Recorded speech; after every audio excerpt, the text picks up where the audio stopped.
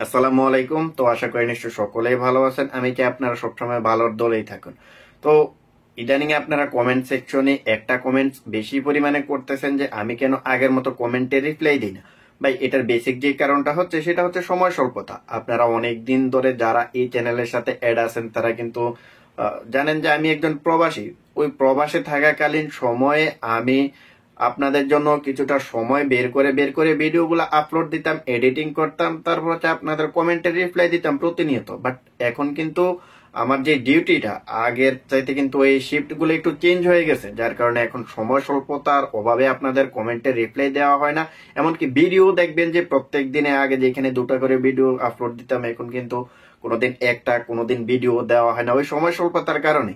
So ওই সময় স্বল্পতার কারণেই কিন্তু আপনাদের কমেন্টে রিপ্লাই দেওয়া হয় না। সো আশা করি আপনারা জিনিসটা বুঝতে পেরেছেন। যারা এ ধরনের কমেন্টস করেছেন আশা করি আপনারা আপনাদের উত্তরটা পেয়েছেন। তো এখন এই জিনিসটাকে এক সাইডে রেখে আজকের ভিডিওর মেইন টপিকের দিকে চলে যাই। আজকের ভিডিওর টপিক কিন্তু বেসিক্যালি দুইটা, একটা হচ্ছে রাফিনহা আর একটা হচ্ছে এস্তেবাও উইলিয়াম।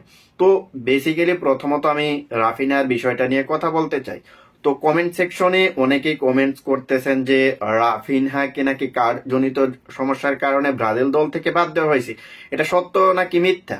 আবার অনেকেই কিন্তু, আমি এখান থেকে 2 দিন আগে রাফিনহাকে নিয়ে একটা ভিডিওতে কথা বলেছিলাম, যেখানে আমি বলেছিলাম যে ডুরিবাল জুনিয়র রাফিনহাকে ইচ্ছা করে রাখে নাই, এমন ধরনের একটা কথা বলছিলাম। তো এরপরে ওই ভিডিওর কমেন্ট সেকশনে আপনারা অনেকেই কমেন্টস করেছেন যে আমি এই জিনিসটা জানি না, রাফিনহা নাকি ইয়েলো কার্ড দেখার কারণে আপনার এখন ব্রাজিল স্কোয়াডে তাকে নেওয়া হয় নাই, এক ম্যাচ নিষিদ্ধ হয়েছেন যার কারণে তাকে ব্রাজিল স্কোয়াডে নেওয়া হয়নি।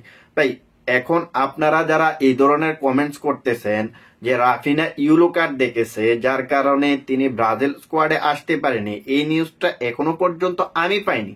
আপনারা কোথায় পেয়েছেন আপনারাই ভালো জানেন।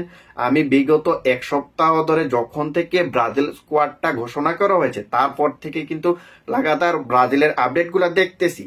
ব্রাজিলিয়ান প্ল্যাটফর্মের কোনো একটা জায়গাতে আমি দেখিনি যে রাফিনহা কার্যজনিত সমস্যার কারণে বাদ হয়েছেন। আপনারা কোথায় থেকে পেয়েছেন আপনারাই ভালো জানেন।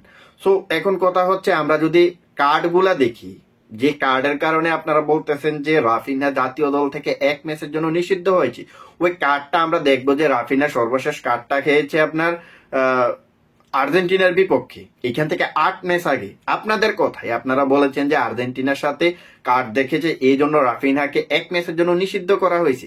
এখন আমরা যদি ওই ম্যাচটার কথা বলি, ওই ম্যাচটা কিন্তু এখান থেকে ছিল 8 ম্যাচ আগে। ওই ম্যাচটাতে রাফিনহা কার্ড দেখেছে, তারপর কিন্তু টানা 8টা ম্যাচ রাফিনহা খেলেছে। তো এর মাঝে কি তাকে নিষিদ্ধ করা হইতো না যদি কার্ডজনিত সমস্যার কারণে হইতো? আপনাদের কথা মতো যদি আমরা রাফিনহার কার্ডজনিত সমস্যাটা দেখি তাহলে দেখতে পারবো যে রাফিনহা কার্ডজনিত সমস্যার কারণে প্রথম ম্যাচটা খেলতে পারতেছে না ইকুয়েডরের বিপক্ষে, সেকেন্ড ম্যাচটা তো তিনি অবশ্যই খেলতে পারবেন। সো এইখানে কি তাকে একটা ম্যাচের জন্য নিতে পারতো না?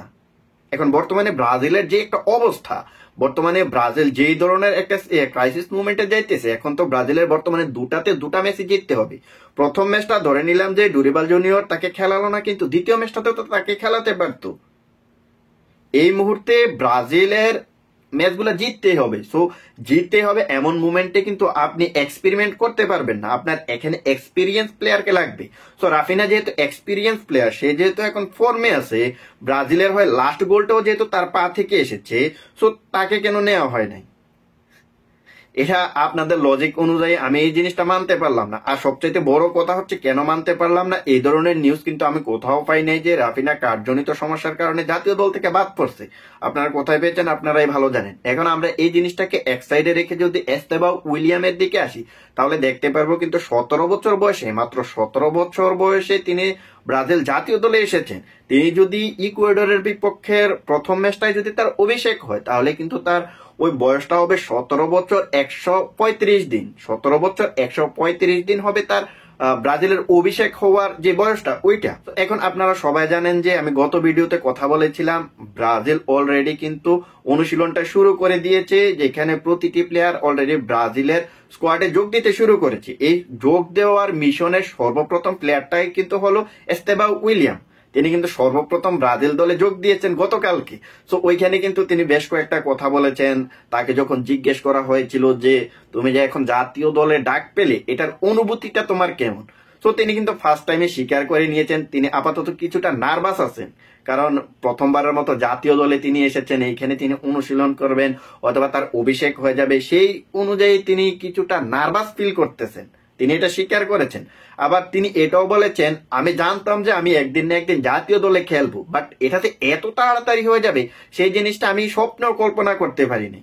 আমি খুবই এক্সাইটেড যে আমি এত তাড়াতাড়ি জাতীয় দলে এসে গেছি। তো এখন কথা হচ্ছে এস্তেভাও উইলিয়ামকে ব্রাজিলকে জয় এনে দিতে পারবে? তাকে যদি শুরুতে খেলানো হয় অথবা তাকে যদি সাবস্টিটিউট প্লেয়ার হিসেবে খেলানো হয় তিনি কতটা ভূমিকা রাখবেন?